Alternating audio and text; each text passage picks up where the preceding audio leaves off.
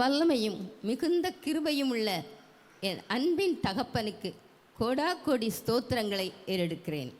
இன்றைய பட்டிமன்றத்தின் தலைப்பு வாழ்வு வளம் பெறுவது பணத்தினாலா பாசத்தினாலா? வாழ்வு வளம் பெறுவது பணத்தினால்தான் என்று வாதிட வந்திருக்கின்ற திருமதி கலைச்செல்வி பவுல்ராஜ் அவர்களை அன்புடன் வரவேற்கிறேன்.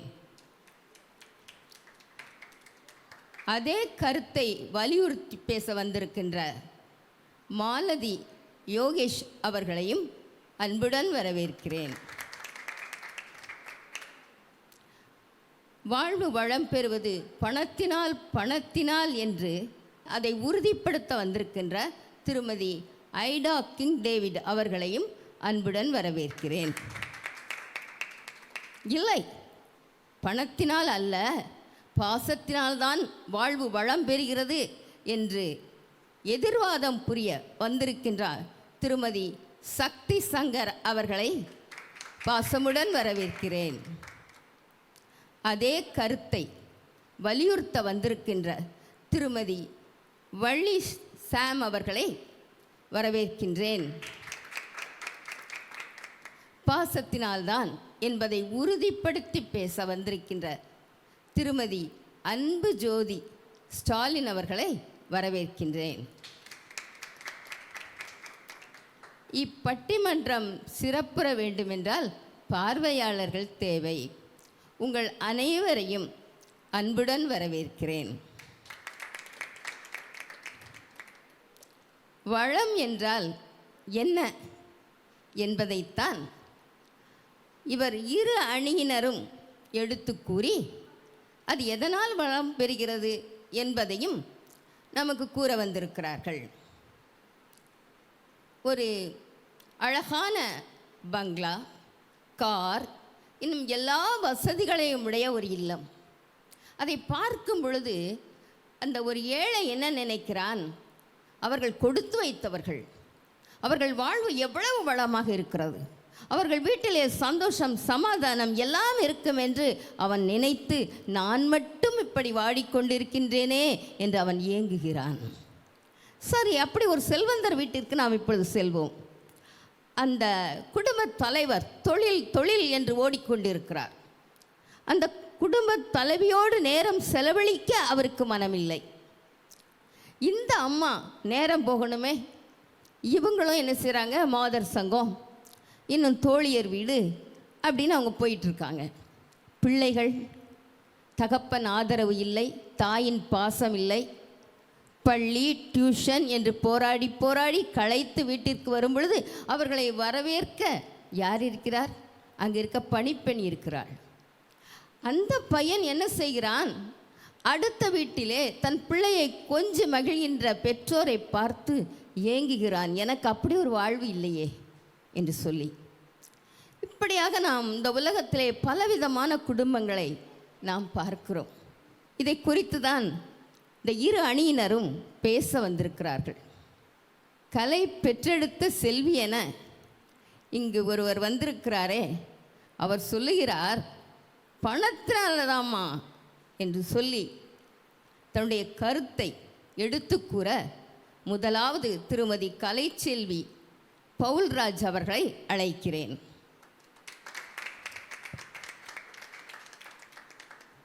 நீதி தவறாது தீர்ப்பு வழங்கப் போகும் நடுவர் அவர்களுக்கும், வாழ்வு வளம் பெறுவது பணத்தால்தான் என்ற கருத்தை வலியுறுத்த வந்திருக்கும் எனது அணியினருக்கும், பாசத்தால்தான் என்று பேச வந்திருக்கும் எதிரணியினருக்கும், இந்த பட்டிமன்றத்தை சிறப்பிக்க வந்திருக்கும் சகோதர சகோதரிகளுக்கும், பெற்றோர்களுக்கும், பெரியவர்களுக்கும், குழந்தைகளுக்கும் என் மனமார்ந்த வணக்கத்தை முதலாவது தெரிவித்துக் கொள்கிறேன்.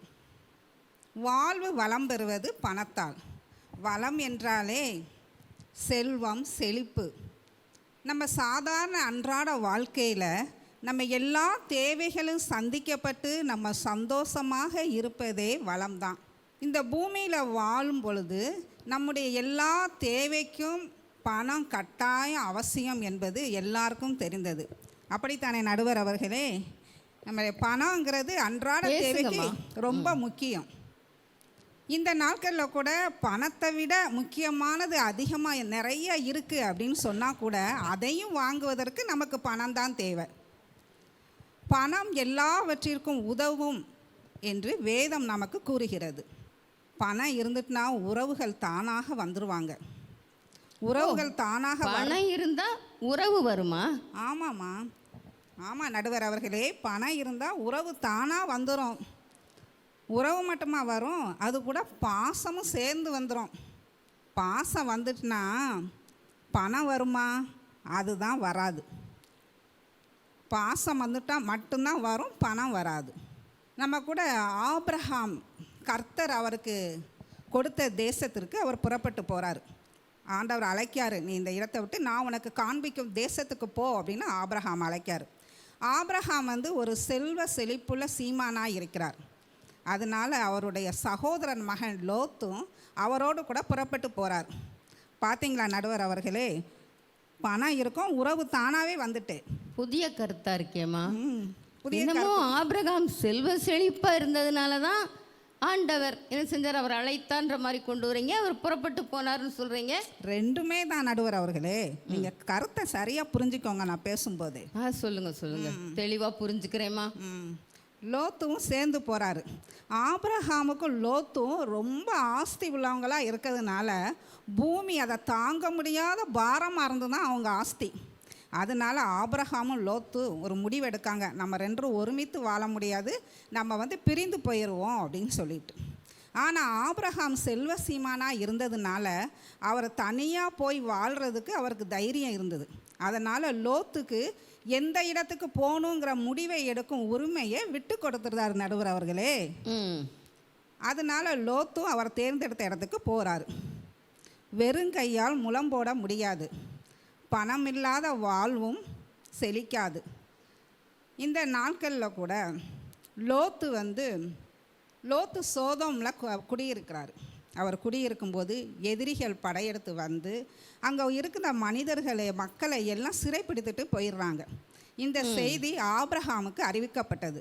அவர் உடனே தன் மக்களோடு சேர்ந்து வந்து அந்த இடத்துக்கு போய் அவங்கள திரும்ப அழைத்து கொண்டு வந்துடுறாரு. அந்த சோதோமுடைய ராஜா ஆபிரகாம்கிட்ட சொல்கிறாரு, மக்களை என்கிட்ட தந்துருங்க, பொருளை வேணால் நீங்கள் எடுத்துகிட்டு போங்க அப்படிங்காங்க.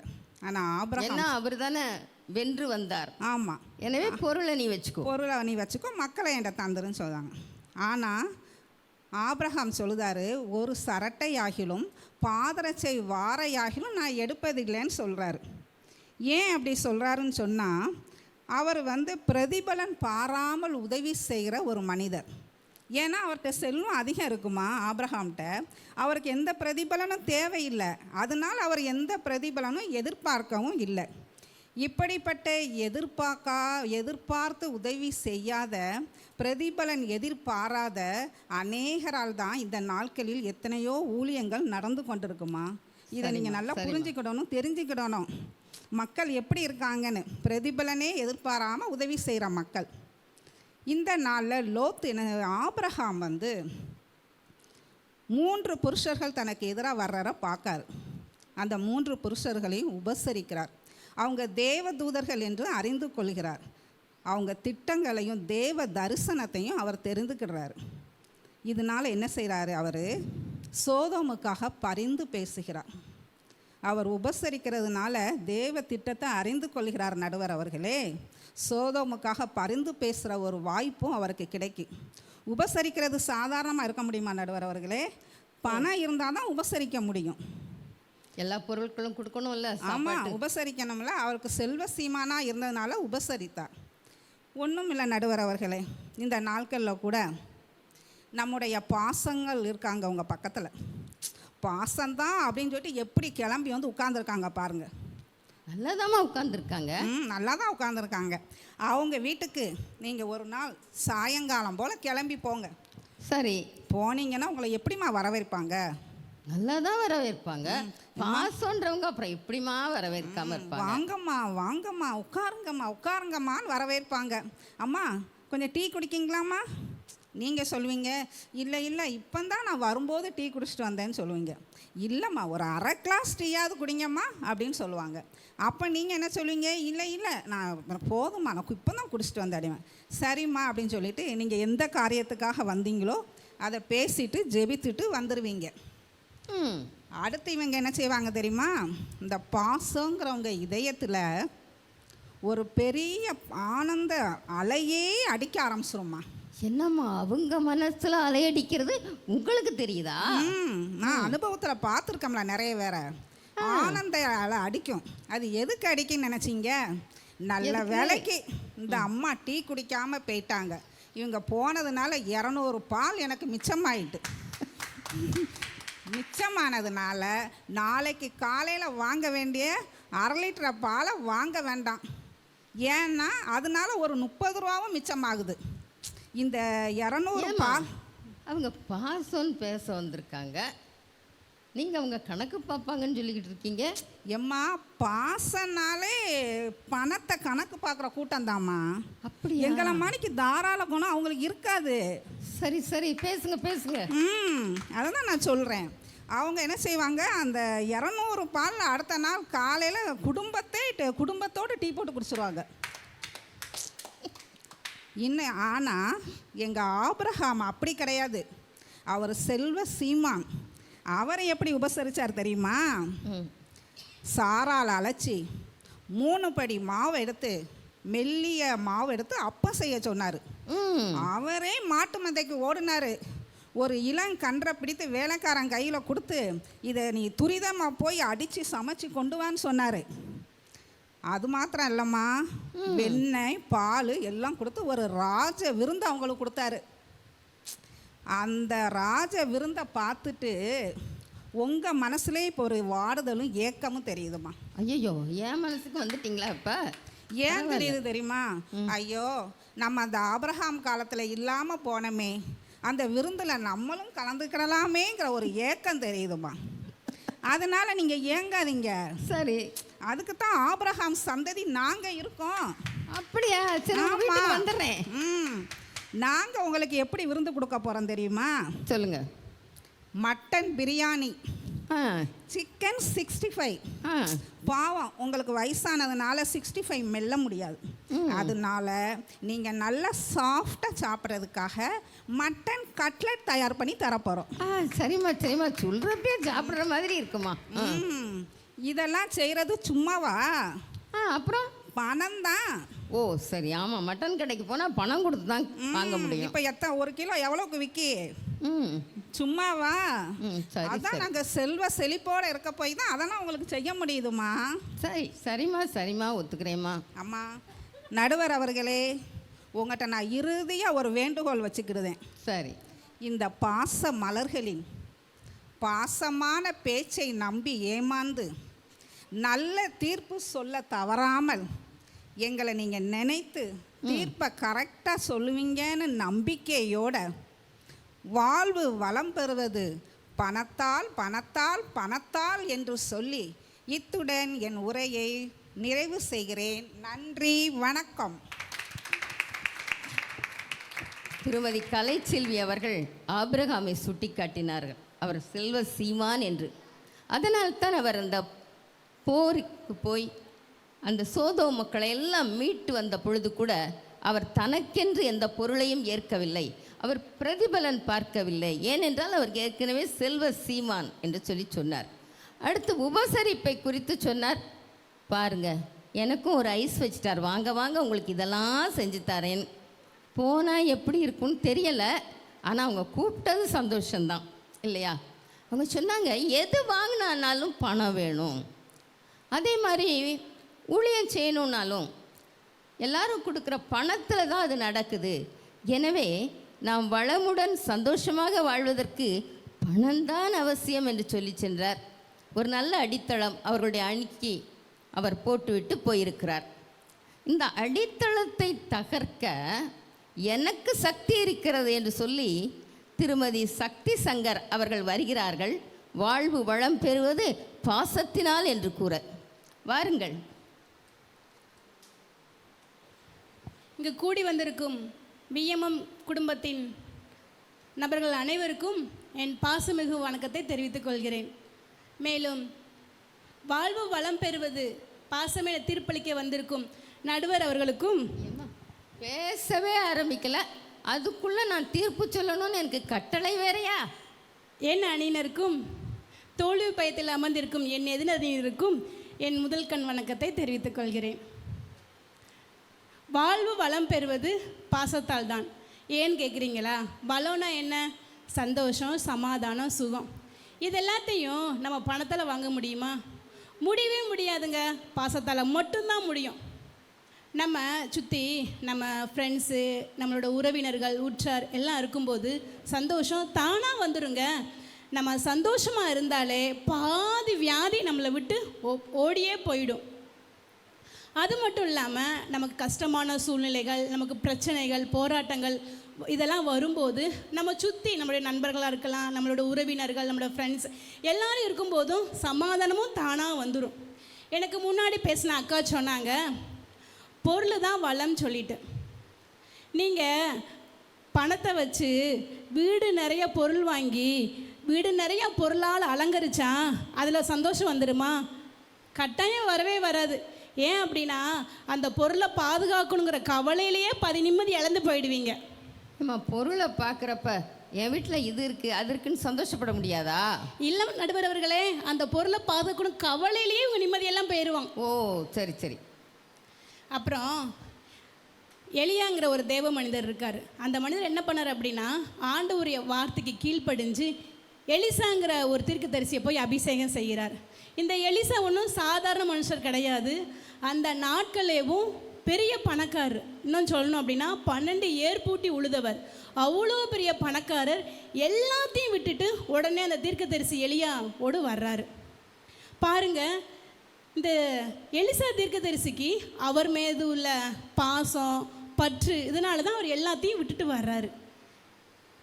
இன்னும் சொல்லப்போனோம் அப்படின்னா, இந்த எலிசா தீர்க்கதரிசிக்கு விசுவாசம், பாசம், நம்பிக்கை இதெல்லாம் இருந்ததுனால தான் இந்த நம்பரை எப்படியாவது நம்ம வேதத்தில் எழுதி வைக்கணுமேனு சொல்லிட்டு ஆண்டவர் எப்படி எழுதி வச்சிருக்காரு தெரியுமா? எலியாவின் கைகளுக்கு தண்ணீர் வார்த்த சாப்பாத்தின் குமாரனாக எலிசா அப்படின்னு சொல்லிட்டு. பாருங்க, ஆண்டவர் எவ்வளோ அந்த மனிதனை மேன்மைப்படுத்திருக்காருன்னு சொல்லிட்டு. இதெல்லாம் எதுக்காக தெரியுமா? பாசத்தால் தாங்க. அதேமாரி எனக்கு முன்னாடி பேசின அக்கா சொன்னாங்க, விருந்து செய்யணும்னா பணம் வேணும்னு சொல்லிட்டு. அக்கா, உங்கள்கிட்ட நான் ஒன்று கேட்குறேன். நீங்கள் விருந்து செய்யணும்னு சொல்கிறீங்க, விருந்து விதவிதமாக சமைச்சு வச்சுட்டு சந்தோஷம், அன்பு இல்லாமல் முகத்தை தூக்கி வச்சுருந்து என்ன பிரயோஜனம் அக்கா? அதுதானே, அதுவும் யோசிக்க வேண்டியதாக இருக்குது. ஆமாம் நடுவர்களே, சாப்பிட வந்த விருந்தாளி சாப்பிடுவாங்களா? இல்லை அந்த விருந்தாளி சந்தோஷத்தைப்படுவாங்களா? இல்லவே இல்லை. வந்த விருந்தாளி இந்த வீட்டு பக்கம் என்ன தலை வச்சு படுக்கவே கூடாதுன்னு நினைப்பாங்க. அதேமாரி அக்கா சொன்னாங்க, நாங்கள் பால் கணக்கு பார்ப்போம், காசை மிச்சப்படுத்துவோன்னு சொல்லிட்டு. இல்லவே இல்லைங்க, அவங்க பணத்தை முக்கியப்படுத்துறதுனால தான் அவங்களுக்கு பணம் பெருசாக தெரியுது. அதனால தான் அவங்க கணக்கு போடுறாங்களா? ஆமாம் நடுவர்களே, 30 ரூபா பால் மிச்சம், நாளைக்கு குடும்பத்தோட டீ போடுவோம், காஃபி போடுவோம். அவங்க பணத்தை முக்கியப்படுத்துகிறாங்க, பாசம் அவங்களுக்கு தெரியவே மாட்டேங்குது. ஆனால் வேதத்தில் பாருங்க, எலிசா சாப்பிட்ட கைக்கு பாசத்தோட தண்ணி தான் ஊற்றினாரு. அதை தான் ஆண்டவர் சொல்கிறாரு. என்ன சொல்கிறாரு தெரியுமா? எலியாவின் கைகளுக்கு தண்ணீர் வார்த்த சாப்பாத்தின் குமாரனாக எலிசா அப்படின்னு சொல்லிட்டு. நீங்கள் சந்தோஷம் இல்லாமல் ஆடு, மாடு, கோழின்னு விதவிதமாக அடித்து சமைச்சு போட்ட என்ன பிரயோஜனம்? அதில் ஒரு புண்ணியமும் கிடையாதுங்க.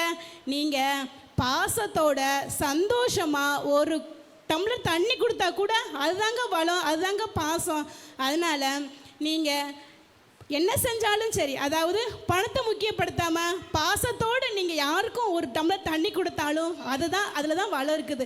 இதுதான் ஆண்டவரும் சொல்கிறாரு, என் நாமத்தை நிமித்தம் ஒரு கலசம் தண்ணி கொடுத்தா கூட அதற்கேற்ற பிரதிபலனை அவன் அடையாமல் போகான்னு சொல்லிட்டு. அதனால் நீங்கள் பாசத்தோடு செய்கிற ஒரு சின்ன செயல் தாங்க வளம். எனவே வாழ்வு வளம் பெறுவது பாசமே பாசமே பாசமே என்று கூறி வாய்ப்பளித்த அனைவருக்கும் நன்றி கூறி விடைபெறுகிறேன்.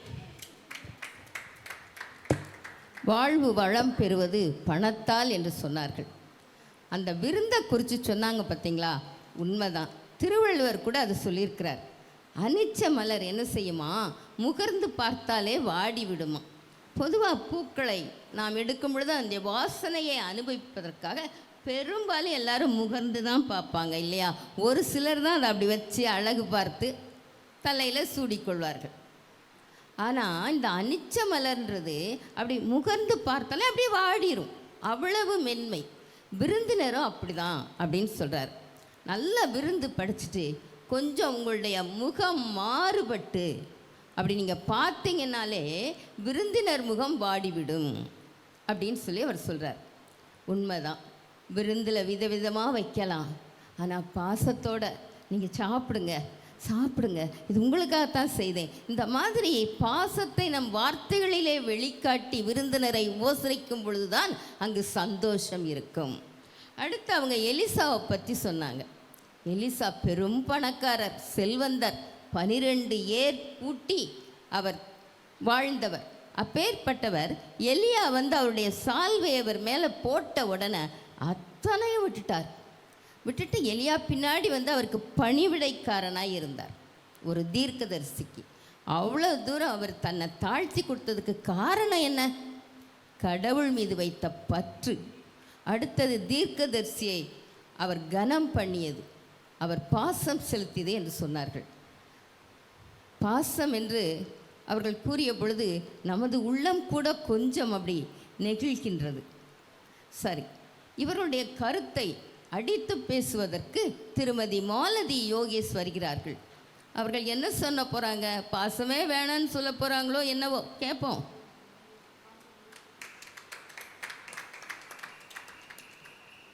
என்றும் மாறாத இயேசுவின் நாமத்தினாலே இங்கே கூடி வந்திருக்கிற ஒவ்வொருவருக்கும் என் அன்பின் வாழ்த்துதலையும், என் இரு பக்கமும் தூண்களாக அமர்ந்திருக்கும் என் அணியினருக்கும், நான் என்ன பேசப் போகிறேன் என்று எதிர்பார்ப்போடு அமர்ந்திருக்கும் என் எதிர் அணியினருக்கும், வாழ்வு வளம் பெறுவது பணத்தால் என்று தீர்ப்பளிக்க வந்திருக்கும் என் அருமை நடுவர் அவர்களுக்கும் என் முதல் வணக்கங்களை தெரிவித்துக் கொள்கிறேன். என்னம்மா இது, எல்லாரும் நான் உங்கள் பக்கம் பேசணும்னு சொன்னால் அப்புறம் எப்படி? நடுவர் அவர்களே, எனக்கு முன்னாடி பேசின சகோதரி சொன்னாங்க, சந்தோஷம், சுகம், சமாதானம், இதுதான் வாழ்வு, அதுதான் வாழ்வை வளம் பெற வைக்கும்னு சொல்லிட்டு, இது எல்லாம் இருந்தாலும் குடிசை வீட்டில் இருந்துருவாங்களா நடுவர் அவர்களே? அவங்க அதானே, குடிசை வீட்டில் வாழ்ந்துருவீங்களா? இல்லை டிவி, ஃப்ரிட்ஜு, வாஷிங் மிஷின், ஏன் ஒரு ஃபேன் இல்லாமல் அவங்களால இருக்க முடியுமா நடுவர் அவர்களே? கேளுங்க. அப்புறம் சொன்னாங்க, பாசத்தோட ஒரு கிளாஸ் தண்ணி கொடுத்தா கூட அதுதான் சந்தோஷம்னு சொல்லிட்டு, அந்த ஒரு கிளாஸ் தண்ணி வாங்கினா கூட பணம் வேணும் நடுவர் அவர்களே, பணம் வேணும். ஆமாம்மா, கொடுமை. காசு கொடுத்து நம்ம தண்ணி வாங்குற நிலைமைக்கு வந்துட்டோம். ஆமாம் நடுவர் அவர்களே, நம்ம வேதத்தில் சகேயு காட்டுத்தி மரத்தில் ஏறினது ஏன் நடுவர் அவர்களை பிரபலமாக சொல்லப்படுதுன்னு தெரியுமா உங்களுக்கு?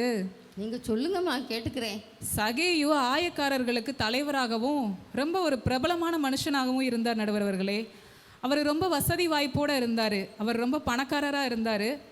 அந்த பணம் தான் அவரை ஒரு பிரபலமான மனுஷனாகவே மாற்றுச்சு நடுவர் அவர்களே. இந்த உலகத்தில் பணம் இருந்தால் தான் நம்மளால் பிரபலமான மனுஷனாகவே மாற முடியும் நடுவர் அவர்களே. ஆஸ்தி ஆமாம் நடுவர் அவர்களே, ஆஸ்தி இருந்ததுனால தான் சகையுவால் அறிக்கையிட முடிஞ்சது. அறிக்கையிட்டதுனால தான் சகையு ரட்சிப்பையும் பெற்றுக்கொண்டார். அவர் என்ன அறிக்கையிட்டாருன்னு சொல்லுங்கம்மா. நான் யார்கிட்டையாவது அநியாயமாக வாங்கியிருந்தா அவங்களுக்கு நாளத்தனையாக திரும்பி தர்றேன்னு சொல்லிட்டு சகையை அறிக்கையிட்டார் நடுவர் அவர்களே. பணம் இல்லாமல் அவரால் அறிக்கையிட முடியுமா நடுவர் அவர்களே?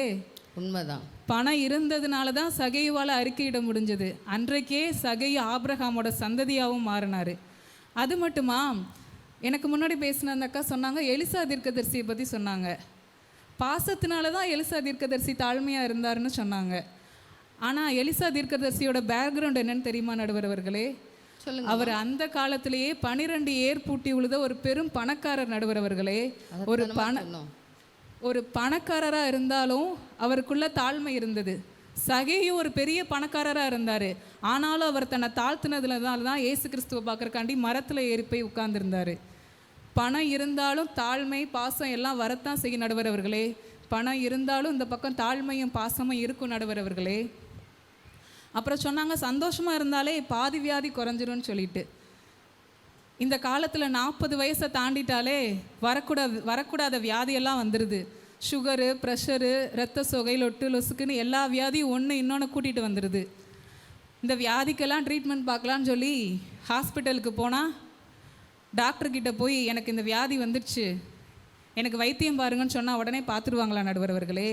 அப்புறம் பார்க்க மாட்டாங்களா? நடுவர் அவர்களே, அவங்க கிட்ட போய் நான் பாசம் வச்சுருக்கேன், பாயாசம் வச்சுருக்கேன், எனக்கு வைத்தியம் பாருங்கன்னா எப்படி நடுவர் அவர்களே பார்ப்பாங்க? கவுண்டரில் போய் பணத்தை கட்டு, நான் வைத்தியம் பார்க்குறேன்னு சொல்லுவாங்க நடுவர் அவர்களே. அப்புறம் அவன் சும்மாவாம்மா எவ்வளோ செலவழித்து படிச்சுட்டு வந்திருக்கிறாரு. ஆமாம், அங்கேயும் பணம் தான் நடுவர் அவர்களே முக்கியமாக போச்சு. சரி நடுவர் அவர்களே, இதை கூட விடுங்க. நான் இன்னொரு விஷயம் சொல்கிறேன். சின்ன வயசுலேருந்து இது என் அண்ணன், தம்பி, அக்கா, தங்கச்சின்னு தாலாட்டி பாராட்டி சீராட்டி வளர்ந்தவங்க தான். வளர்ந்து பெரியவங்களானது சொத்துன்னு வரும்போது அவங்க பாசம் தெரியும் பாருங்க. என் அண்ணனுக்கு ஒரு செங்கல் கூட கூட போயிடக்கூடாது, என் தங்கச்சிக்கு ஒரு குண்டுமணி தங்கம் கூட அதிகமாக போயிடக்கூடாது. அந்த நேரத்தில் அவங்க பாசம் பஞ்சா பறந்து போயிடுது நடுவர் அவர்களே, பஞ்சா பறந்து போயிடுது.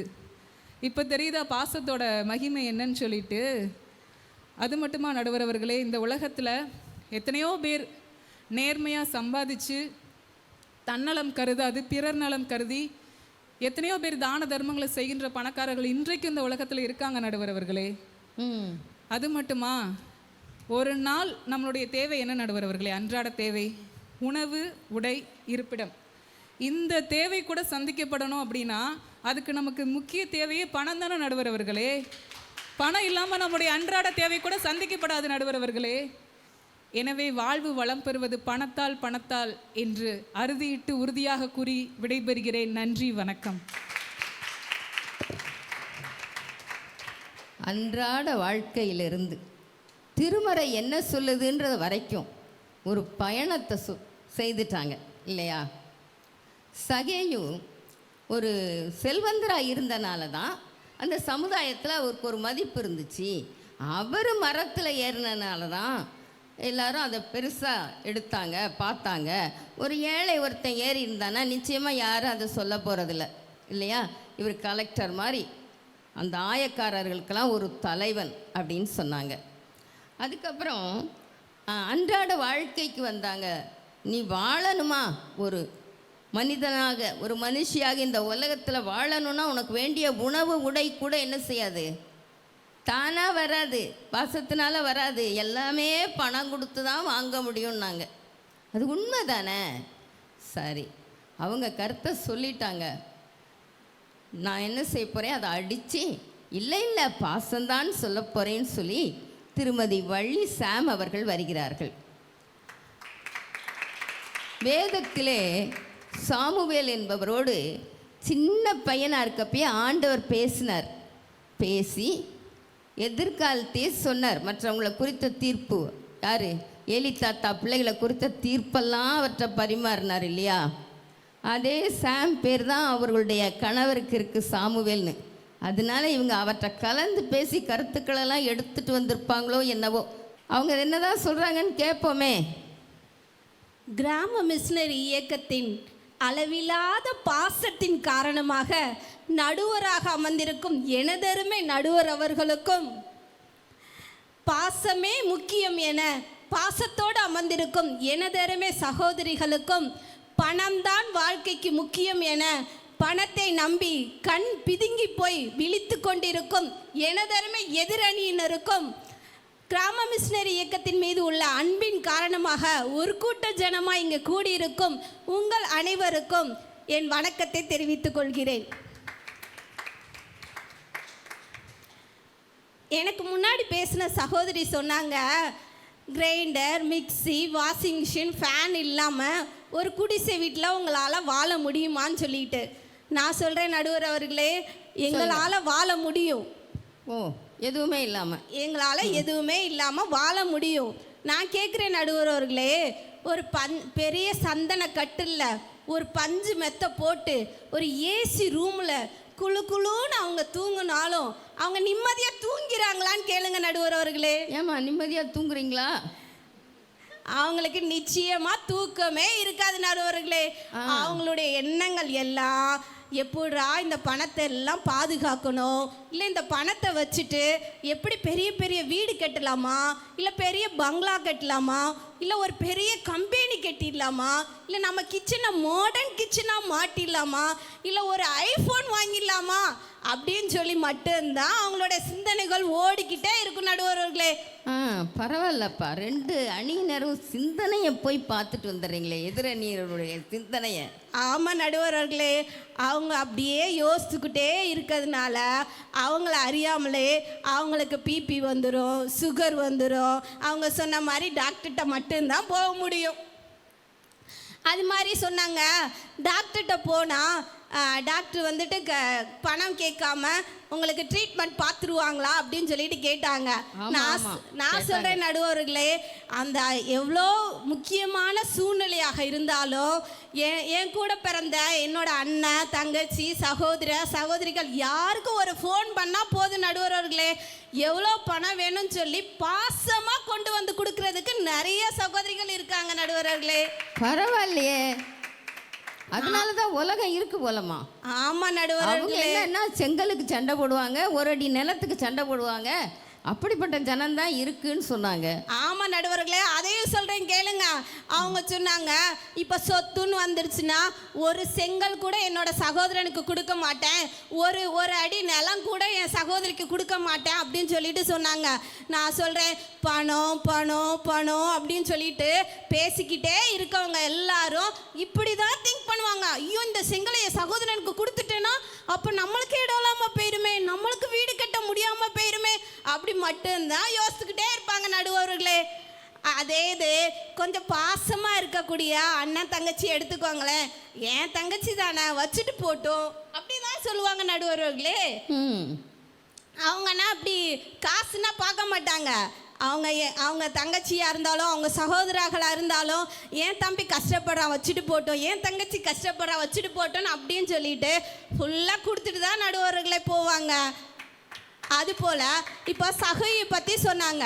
சகை வந்துட்டு பெரிய செல்வத்தரா ஏறினால, காட்டத்தி மரத்தில் ஏறினால தான் அவரை வந்து எல்லாரும் பார்த்தாங்கன்னு சொல்லிட்டு அப்படி கிடையாது நடுவர்களே. சகை வந்து ஏசப்பாவை பார்க்கணும்னு சொல்லிட்டு அவர் மேலே வச்ச அன்பின் நிமித்தமா, அவர் மேலே வச்ச பாசத்தின் நிமித்தமாக தான் காட்டத்தி மரத்து மேலே ஏறினாரு. ஆமா, அவரை பார்க்கணுன்ற ஆசையில தான் நடுவர்களை ஏறினாரு. அதனால தான் ஏசப்பாவும் சகையவே கீழே இறங்கிவான்னு சொல்லி சொன்னாரு. அதே போல உங்களுக்கு இன்னொரு கதையும் நான் சொல்றேன் நடுவர்களே, ஒரு உண்மை கதை. ஒரு பெரிய வாலிபன் இருந்தான். அவன் போய் ஏசப்பாட்ட போய் கேட்டான், ஏசப்பா நான் வந்து நித்திய ஜீவனை சுதந்திரிக்கணும்னா நான் என்ன செய்யணும் அப்படின்னு சொல்லி கேட்டாங்க. அதுக்கு ஏசப்பா சொன்னாங்க, என்னுடைய கட்டளைகளையும் என்னுடைய கற்பனைகளையும் நீங்கள் கடைப்பிடிங்க அப்படின்னு சொல்லிட்டு சொன்னாங்க. அதுக்கு அந்த வாலிபர் சொன்னால், என்னோட எதிரணியினர் மாதிரி அப்படி சொன்னால், நாங்கள் தான் எல்லா கட்டளைகளையும் கற்பனைகளையும் நாங்கள் டெய்லி சிறு வயதுலேருந்தே கடைப்பிடிச்சிட்டு வரோம்ல அப்படின்னு சொல்லி சொன்னான். என்னோட எதிரணியினர் இப்படி தான் நடுவர்களே, அவங்களுக்கு பைபிளில் இருக்க கட்டளைகள் தெரியும், கற்பனைகள் தெரியும், எல்லாமே தெரியும் நடுவர்களே. ஆனால் அதே வாலிபன் ஏசப்பாட்ட மறுபடியும் கேட்டால், ஏன்ட்ட ஏதாவது குறை இருக்கா, நான் அந்த குறையை நிவர்த்தி செய்ய என்ன செய்யணும்னு சொல்லி கேட்டால் நடுவர்களே. அதுக்கு ஏசப்பா சொன்னாங்களா, உன்கிட்ட இருக்க சொத்தை எல்லாம் விற்று தரித்திரத்துக்கு கொடுத்துட்டு வா, தரித்திரருக்கு கொடுத்துட்டு வா அப்படின்னு சொல்லி சொன்னாங்களாம். அந்த பைபிள்லையே ஏசப்பாவிட்ட இருந்து துக்க முகத்தோடு சென்ற ஒரே வாலிபன் அந்த வாலிபன் மட்டும்தான் நடுவர்களே. இப்போ பாருங்களேன், இவங்க என்னோட எதிரணியினன்னா பாருங்களேன், பணத்துலேருந்து ஒரு டம்ளர் பால் கூட கொடுக்க மாட்டேன், ஒரு டம்ளர் டீ கொடுத்தாலும் கணக்கு பார்ப்பேன்னு சொன்னாங்க. இவங்க எப்படி நடுவர்களே அவங்க கணக்கு இது பண்ணுவாங்க? அது போல தான் நடுவர்களே. ஒனேசிமுன்னு சொல்லிட்டு ஒனேசிமுன்னு ஒருத்தர் இருந்தான். அவன் வந்து என்ன செஞ்சானா, தன்னோட எஜமானை விட்டு ஓடி போய் அவங்க போய் ஒரு பவுல்கிட்ட வந்து சேர்ந்துக்கிட்டாங்க. பவுல்கிட்ட சேர்ந்ததுனால பவுல் காட்டின அன்பின் நிமித்தமாக, பவுல் காமிச்ச நல்ல பாசத்தின் நிமித்தமாக அந்த ஒனேசிமினுடைய வாழ்க்கையே மாறிடுச்சுன்னா பார்த்துக்கோங்களேன். அவன் வாழ்க்கையில் ரொம்ப நல்லவங்களாக மாறிட்டாங்க. அவன் வாழ்க்கையே ரொம்ப மாறிடுச்சு. அப்போ பவுல் வந்துட்டு ஒனேசிமுடைய எஜமானான பிலேமோனுக்கு ஒரு கடிதம் எழுதினாரு. எப்படி எழுதினார் தெரியுமா நடுவர்களே? சொல்லுங்க. நீங்கள் வந்து பவுல் வந்து எழுதுறாரு, பிலேமோனே நீ ஒனேசிமை வந்து சேர்த்துக்கொள், ஒரு அடிமையாக அல்ல, ஒரு வேலைக்காரனாக அல்ல, ஒரு சகோதரனாக நீ அவனை சேர்த்துக்கொள் அப்படின்னு சொல்லி எழுதினாரு. அப்போது ஒரு அன்பின் நிமித்தமாக ஒனேசிமனுடைய வாழ்க்கையே மாறுச்சு. அதே போல் பவுல் காமிச்ச அன்பின் நிமித்தமாக அங்குள்ள சமூக கட்டுப்பாடுகள் எல்லாம் உடைக்கப்பட்டது. ஒனேசிமனுடைய வாழ்க்கையே ரொம்ப வளமுள்ளதாக மாறுச்சுன்னா பார்த்துக்கோங்களேன். அதனால் நம்ம பாசம் யார் மேலே வச்சாலும் அவங்கள நல்ல மனிதர்களாக நம்மளால் மாற்ற முடியும் அப்படின்னு சொல்லிட்டு வாழ்வுக்கு வளம் சேர்ப்பது பாசமே பாசமே பாசமே என அடித்து கூறி விடைபெறுகிறேன். நன்றி, வணக்கம். மிக்க நன்றிம்மா. அடித்தது அங்கே அடிச்சிட்டிங்க, என்னை அடிக்காமல். வாலிபனை குறித்து சொன்னார்கள். செல்வந்தனான வாலிபன். அவன் வேகமாக வந்தான். ஆண்டவர் முன்னாடி என்ன செஞ்சான்? முழங்கால் படியிட்டான். அவரை வணங்கிட்டு சொன்னான், என்கிட்ட என்ன குறை? அதெல்லாம் அவங்க சொன்னாங்க இல்லையா? சின்ன வயசுலேருந்து அவன் என்ன செஞ்சான்? கற்பனைகளை எல்லாம் கடைப்பிடித்து வந்தான்னு சொல்லிட்டு அதோடு அவன் போயிடல. அவன் சொல்கிறான், ஆண்டவரே என்கிட்ட இன்னும் என்னப்பா குறை அப்படின்னா. அதனால தான் ஆண்டவர் சொன்னார், நீ பூரண சர்க்குணனாக இருக்க விரும்பினால் எல்லாத்தையும் உன்னுடைய சொத்தெல்லாம் விற்றுட்டு நீ ஏழைகளுக்கு கொடுத்துட்டு என் பின்னால் வா, சீடனா வான்னு சொன்னார். எல்லா பணக்காரர்களையும் நீ விற்று ஏழைகளுக்கு கொடுன்னு சொல்லலை. இவன் கேட்டான், இன்னும் என்னிடத்தில் என்ன குறை? அப்போ இவன் மனசில் இருக்க அந்த பண ஆசை ஆண்டவருக்கு தெரிஞ்சு. ஏன்னா மனுஷர் உள்ளத்தில் இருப்பதை அவர் அறிந்திருந்தபடியால் ஒருவரும் மனுஷரை குறித்து அவருக்கு சாட்சி கொடுக்க வேண்டியதாக இருக்கவில்லை. உண்மைதான், பணத்தின் மேலேயே பற்று வச்சுட்டு வாழக்கூடாது. அடுத்தது ஒனேசிமோ பற்றி சொன்னாங்க. ஒனேசிமோ தவறு செய்து தன் எஜமானை விட்டு ஓடிய அடிமை. அங்கு பவுலுடைய பாசத்தால் கவரப்பட்டு இயேசு கிறிஸ்துவை அறிந்து அவன் நல்லவனாக மாறிட்டான். அப்போ தான் அவர் என்ன செய்கிறாரு? கடிதம் எழுதி கொடுத்தார். இந்த பிலேமோன் அவரை ஏற்றுக்கொண்டு நன்கு உபசரித்து திரும்ப பவுல்கிட்டையே அனுப்பி வச்சிட்டார். அதுக்கப்புறம் அவருடைய வாழ்க்கையை பார்த்தா ஏதோ ஒரு சபையின், எபேசு சபை என்று நினைக்கிறேன், அதில் மூப்பராக அவர் வாழ்ந்தார் என்று சொல்லி வரலாறு சொல்லுகிறது. இப்போ ஒரு மனுஷனை பணம் கொடுத்து நம்ம மாற்ற முடியாது, ஆனால் பாசம் செலுத்தி என்ன செய்யலாம்? மாற்ற முடியும் என்று தன் கருத்தை வைத்தார்கள். இந்த கருத்தை முறியடிக்க திருமதி ஐடா கிங் டேவிட் வருகிறார்கள். நான் நினைக்கிறேன் அவங்க வரும் பொழுதே டாக்டர் ஐடாவை நினைத்து கொண்டே வருகிறார்கள் என்று நினைக்கிறேன். பார்ப்போம் என்ன பேசுகிறார்கள் என்று. சர்வ வல்லவராம் இயேசு கிறிஸ்துவுக்கு என் ஸ்தோத்திரங்கள். நடுநிலையோடு தீர்ப்பு வழங்க நடுவில் அமர்ந்திருக்கும் நடுவர் அவர்களுக்கும் என் வணக்கங்கள். வாழ்வுக்கு வளம் அளிப்பது பணம்தான் என்று சொல்லி என் அணிக்கு நல்லதொரு துவக்கத்தை கொடுத்திருக்கிற என் அணியினருக்கும் என் வணக்கங்கள். பாசம்னு சொல்லி ரொம்ப பரிதாபமாக உட்கார்ந்துருக்கிற என் எதிரணியினருக்கும் என் வாழ்த்துக்கள். தோற்க போகிறோம் சிரிச்சுக்கிட்டு தாமா இருக்காங்க. அவங்க உள்ளுக்குள்ள பயம் இருக்கு நடுவர்களே, வெளியே காட்ட மாட்டாங்க. பரவாயில்லம்மா, எனக்கு ரொம்ப ஆச்சரியமா இருக்கு. எல்லாம் உள்ளத்துக்குள்ள போய் பார்த்துட்டு வந்துடுறீங்களே. எங்க கண்ணெல்லாம் அப்படி ஸ்பெஷல் கண்ணு. ஓ சரி. நடுவர் அவர்களே, வாழ்வுக்கு வளம் பெறுவது, வளம் தருவது என்றால் அது பணம் மட்டும்தான். நான் வேணா சொல்றேன், ட்ரை பண்ணி பாருங்க. காசு சொல்லி பாருங்க. காசு, பணம் பாருங்க, இவ்வளவு சிரிப்பு. அவங்க எதிரணி முகத்துல எவ்வளவு சிரிப்பு பாருங்க. காசு பணம்னு சொன்னா எல்லாருமே சிரிப்பாங்க நடுவர்களே. சந்தோஷம் நடுவர்களே, சந்தோஷத்தை தருவது பணம் மட்டும்தான். இன்னொன்னு சொல்றேன் கேளுங்க, பாசம் சொல்லி பாருங்க. பாசம், நேசம், பயமா இருக்கும் நடுவர்களே. எப்போ அதை அத்துட்டு போகனே தெரியாது. ஏன்னா பைபிள்ல போட்டு இருக்கு, கடைசி காலத்துல அன்பு தணிந்து போகும். அதை நம்பவே முடியாது. உண்மையான பாசம் இந்த காலத்துல கிடையவே கிடையாது நடுவர்களே. நான் எனக்கு முன்னால பேசின சகோதரி அழகா சொன்னாங்க, ஆஸ்பத்திரியில் போய் நான் இருப்பேன், எனக்கு ஏதாவது ஒரு கஷ்டம் வந்துச்சுன்னா உடனே எங்கள் அண்ணனுக்கு ஃபோன் போட்டுருவேன். ஆமாம், பணக்கார அண்ணனுக்கு தானே ஃபோன் போடுவீங்க, பாசக்கார அண்ணனுக்கா ஃபோன் போடுவீங்க? பணக்கார அண்ணன் தான் பணம் கொண்டு வருவாங்க. அப்போ நீங்கள் பணக்கார அண்ணனுக்கு தானே ஃபோன் போடுறீங்க. சரி கொடுக்குறோன்னே வச்சுக்கிடுவோமே. அந்த பாசமிக அண்ணன் என்ன தெரியுமா செய்வாங்க? கொஞ்ச நாள் கழிச்சு சொல்லி கட்டுவாங்க, நான் மட்டும் அன்னைக்கு உனக்கு காசு கொடுக்கலனா நீ இன்னைக்கு உயிரோட இருந்திருப்பியா அப்படின்னு சொல்லி காட்டுவாங்க நடுவர்களே. உதவி செய்வாங்க, ஆனா சொல்லி காட்டிடுவாங்க. இப்போ உள்ள பாசம்ன்றதுலாம் அப்படிதான் நடுவர்களே இருக்குது. ஆனா முந்தி உள்ள பாசம்ன்றது வேற நடுவர்களே. முந்தி நம்மளுடைய நாட்டிலையுமே இந்தியாவில் எத்தனையோ மிஷினரிகள் நம்மளுடைய ஆத்துமாக்களுக்காக, இந்திய ஆத்துமாக்களுக்காக பரிதாபப்பட்டு தான் என்ன செஞ்சாங்க, ஆத்துமாக்கள் அழியுதேன்னு சொல்லி நம்ம இந்திய தேசத்துக்கு வந்தாங்க. அவங்களாம் என்ன செஞ்சாங்க தெரியுமா, தங்களுடைய சொத்தை விற்று அநேக இடங்களை வாங்கி போட்டு என்ன செஞ்சாங்க, நம்மளுக்காக நிறைய பள்ளிக்கூடங்கள், மருத்துவமனைகள்லாம் கட்டினதுனால தான் இன்னைக்கு இந்தியா இந்த அளவுக்கு முன்னேறி இருக்கு நடுவர் அவர்களே. இதுக்கு ஒரே ஒரு உதாரணம் நான் சொல்கிறேன். சாயர் அப்படின்னு சொல்லிட்டு ஒரு மிஷினரி இருந்தார் நடுவர் அவர்களே. அவர் என்ன செஞ்சார் தெரியுமா, வெளிநாட்டிலேருந்து வந்து அவர் அநேக ஏக்கர் நிலங்களை வாங்கி போட்டு சமூகத்தால் கைவிடப்பட்ட ஜனங்களுக்கு அடைக்கலமாக ஒரு ஊரையே உருவாக்குனார் நடுவர் அவர்களே. இன்றைக்கும் சாயர் புரோன்னு ஒரு ஊர் இருக்குது. அப்போ நம்மளுடைய வாழ்க்கையில் வளம் வரணும் அப்படின்னா என்ன செய்யணும்னா, கண்டிப்பாக பணம் தான் நடுவர் அவர்களே முக்கியம். அப்புறம் நம்ம வேதத்தில் கூட நம்ம பார்க்குறோம், கொர்நேலியோ அப்படின்னு சொல்லி ஒரு மனுஷன் இருக்கிறாரு. அந்த மனுஷனை பார்க்கறதுக்கு தேவதூதனே வந்தாராம். தேவதூதன் வந்து என்ன தெரியுமா செஞ்சாராம், உன்னுடைய தான தர்மங்கள் வந்து கர்த்தருக்கு நினைப்புடுதலாக இருந்ததுன்னு சொல்லி சொன்னாராம். ஆமாம் நடுவர் அவர்களே, நம்ம செய்கிற தானம் தர்மங்கள் தான் ஆண்டவருடைய சமூகத்தை போய் எட்டுமா. அவர் வந்து சொல்லலையே உன்னுடைய பாசமோ உன்னுடைய நேசமோ அந்த சமூகத்தை எட்டுச்சுன்னு சொல்லவே இல்லையே. ஓ, உன் தான தர்மம் தான் வந்துச்சுன்னு சொன்னார். ஆமாம் நடுவர் அவர்களே, தான தர்மங்கள் தான் நம்ம மேகத்தை தாண்டி ஆண்டவர் போய் பரலோகத்தில் போய் எட்டும் நடுவர் அவர்களே. இப்போ சொல்கிற பாசம் நேசம்லாம் ஒன்றுமே கிடையாது.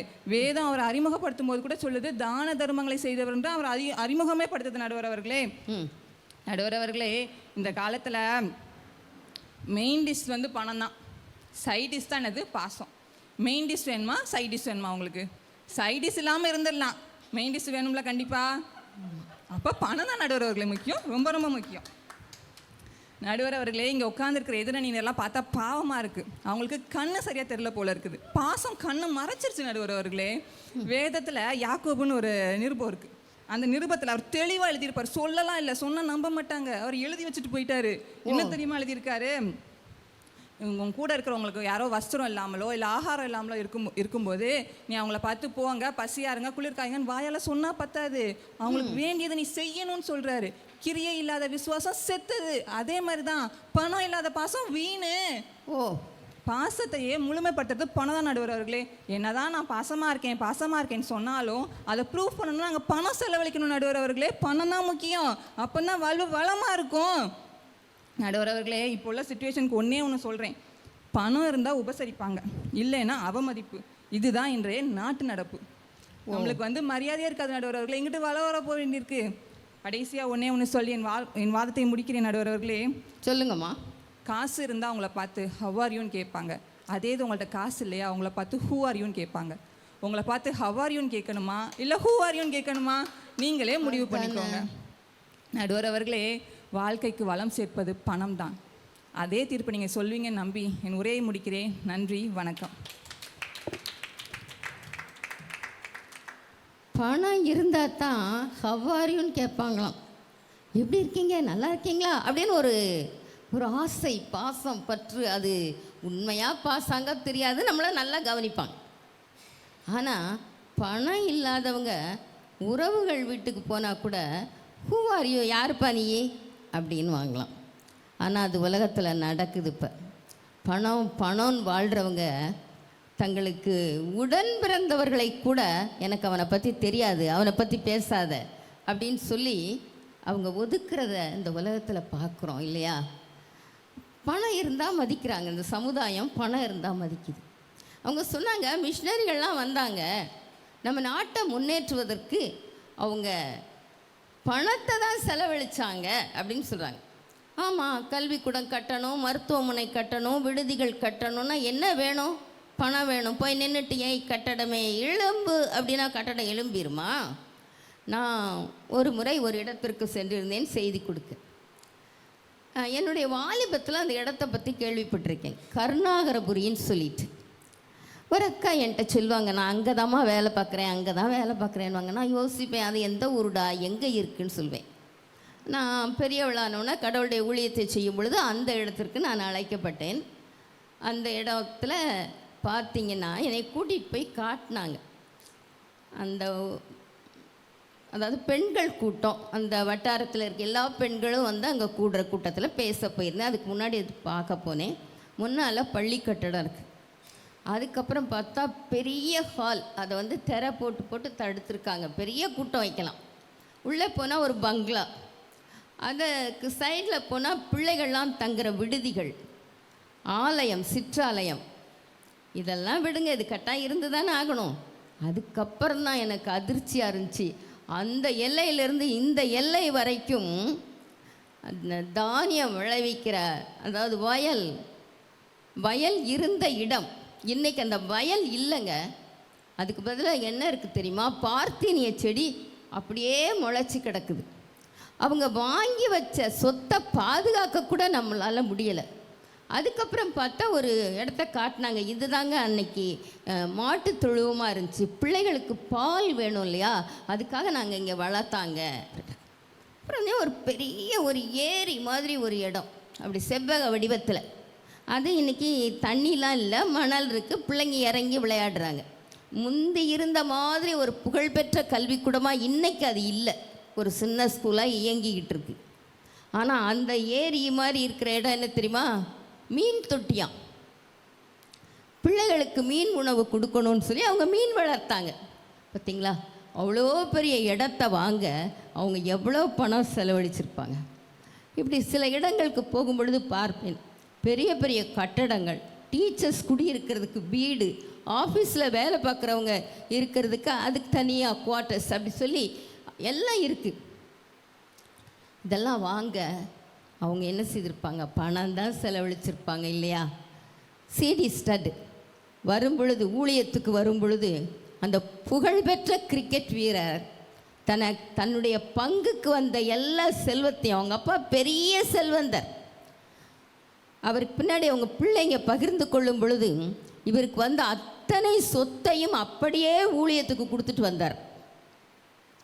நிறைய பேர் சொல்லலாம், ராக்லண்ட் அவங்க மாமாவால் வளர்க்கப்பட்டவர், அவருடைய கம்பெனிக்கு இவர் தான் முதலாளியாக வரணும். அத்தனையும் விட்டுட்டு அவர் மிஷினரியாக வந்தார். இப்படி நிறையா பேர் நிறைய காரியங்களை செய்தார்கள். அவர்களுடைய சொத்துக்களையும் கொடுத்தார்கள், மற்றவர்கள் கொடுத்ததையும் வாங்கி பயன்படுத்தினார்கள். இப்படி பணம் நற்செய்தி ஊழியத்துக்கும் எப்படி இருக்குது? தேவையாக தான் இருக்குது. அதனால் அவங்க ஒரே முடிவாக சொல்லிட்டாங்க, பணம்தான் சொல்லிட்டு போயிட்டாங்க. சரி, பாசம்தான் அப்படின்னு சொல்ல வர்றாங்க. அந்த பாசத்தையே தன் பெயரில் வைத்திருக்கும் அன்பு ஜோதி அவர்கள். ஜோதி இருந்தால் தான் எந்த இடத்துல என்ன பொருள் இருக்குது அப்படின்னு எல்லாமே தெரியும். வெளிச்சத்தை தான் எல்லாருமே விரும்புகிறோம் இல்லையா? அதனால் இந்த அன்பு ஜோதி ஸ்டாலின் அவர்கள் என்ன சொல்கிறாங்கன்னு கேட்போம். என்னை இங்கு நிற்க வைத்த தேவாதி தேவனை முதலாவது சோத்தரிக்கிறேன். நடுநிலைமையோடு நீதி தவறாது தீர்ப்பளிக்க வந்திருக்கும் நடுவர் அவர்களுக்கும் என்னுடைய முதற்கண் வணக்கத்தை தெரிவித்துக் கொள்கிறேன். வாழ்வை செழிப்பாக்குவது பணம்தான்னு சொல்லி பகட்டா உட்கார்ந்துருக்கிறோம் என் எதிரணியினருக்கு என்னுடைய முதற்கண் வணக்கத்தை தெரிவித்துக் கொள்கிறேன். நீங்கள் சொல்கிறது சரிதாம்மா, நல்லா பகட்டா அப்படி ஜம்முன்னு உட்கார்ந்துருக்காங்க. ஆமாம் நடுவர் அவர்களே, வாழ்க்கையை வளப்படுத்துவது பாசம்தான்னு சொல்லி தன்னுடைய முகத்திலேயே பாசத்தை வெளிப்படுத்தி கொண்டிருக்கும் என்னுடைய அணியினருக்கும் என்னுடைய வணக்கத்தை தெரிவித்துக் கொள்கிறேன். எங்கள் முன்னாடி இருந்து எங்களை எல்லாம் உற்சாகப்படுத்தி கொண்டு இருக்கிறோம் அவையினருக்கும் என்னுடைய வணக்கத்தை தெரிவித்துக் கொள்கிறேன். நடுவர் அவர்களே, அவங்க 3 பேரும் பேசுனதை கவனிச்சிங்களா? கவனிச்சேம்மா. வரிசையாக ஒருத்தருக்கு ஒருத்தர் பயம் தொத்தி போய் கடைசியில் ஐடாக்கா சொல்லிட்டாங்க, பாசத்தின் நிறைவு தான் பணம் அப்படின்ட்டாங்க. ஓ, அதுக்கு முன்னாடி வரைக்கும் பணம் பணம் பொருள் அப்படின்னு பேசிட்டு வந்தவங்க எங்கே நீங்கள் பாசத்து பக்கம் நழுவிடுவீங்களோன்னு பயந்துட்டாங்க. ஏன்னா உலகமே அன்புனால தானே இயங்குது நடுவர் அவர்களே. அதனால அக்கா அப்படி கொஞ்சம் மாறிட்டாங்கன்னு நினைக்கிறேன். ஆனால் அவங்க எல்லாரும் எடுத்த வேதாகம கேரக்டரை யோசிச்சு பாருங்க நடுவர் அவர்களே. எல்லாரும் தங்களுடைய ஆஸ்திகளை அன்பின் நிமித்தம் மற்றவர்களுக்கு கொடுத்ததுனால அவங்க வேதத்தில் இடம்பெற்றிருக்கிறாங்க. ஆஸ்தி இருந்து உங்கள்கிட்ட பாசம் இல்லைன்னா நீங்கள் நரகம் போயிடுவீங்க. பண ஆசை இல்லைங்களா? நீங்கள் பாசத்தோட ஆஸ்தியை செலவிட்டீங்கன்னா தான் நீங்கள் மோட்சம் போக முடியும். நடுவர் அவர்களே, இதை நல்லா குறிப்பெழுதி வச்சுக்கிட சொல்லுங்க. அவங்க பணத்தை சேகரிக்க என்ன செய்யலாம்னு யோசிச்சுக்கிட்டே இருந்தாங்க அப்படின்னா பணம் மட்டும்தான் முன்னாடி இருக்கும், பாசம் பின்னாடி போயிடும். மருத்துவ செலவுக்கு எங்கள் அண்ணனுக்கு ஃபோன் பண்ணுவேன்னா நீங்கள் யாருக்கு ஃபோன் பண்ணுவீங்கன்னு கேட்டாங்க. அவங்க சொன்ன வழிக்கே நான் வாரேன். வசதி இருக்கிற அண்ணனுக்கு ஃபோன் பண்ணால் அண்ணன் எடுக்கவே மாட்டார். அப்படியா? இவனே வக்கத்தவன் கேட்டு தான் ஃபோன் பண்ணியிருப்பான். எனக்கு தெரியும் இவன் எதுக்கு ஃபோன் பண்ணுறான்னு. எடுக்கவே மாட்டாங்க. முக்கால்வாசி பேர் பிளாக் லிஸ்ட்லேயே போட்டு வச்சுருப்பாங்க நடுவர் அவர்களே. ஓ, யார்கிட்ட பேசுவோன்னா பாசத்தோடு யார் இருக்காங்களோ அவங்ககிட்ட தான் பேசுவோம். பாசம் இருந்தால் தலையை அடமானம் வச்சுனாலும் எங்களுக்கு கொடுப்பாங்க நடுவர் அவர்களே. மிஷினரிகளை சொன்னாங்க, மிஷினரிகள் வந்து செலவிடும்போது அவங்க எங்கிட்ட நிறைய பணம் இருக்குது, அதை எங்கே செலவிடன்னு சொல்லி செலவிடலை.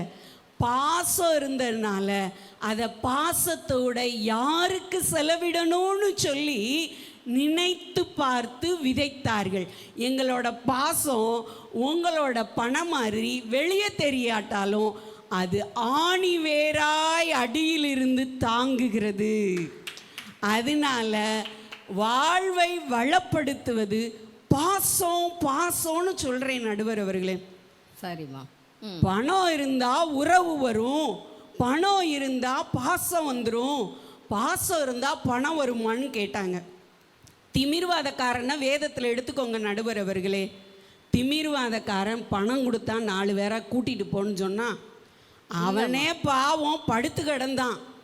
ஆனால் அவன் 4 பேரை சம்பாதிச்சு வச்சுருந்தான் பாசமாக.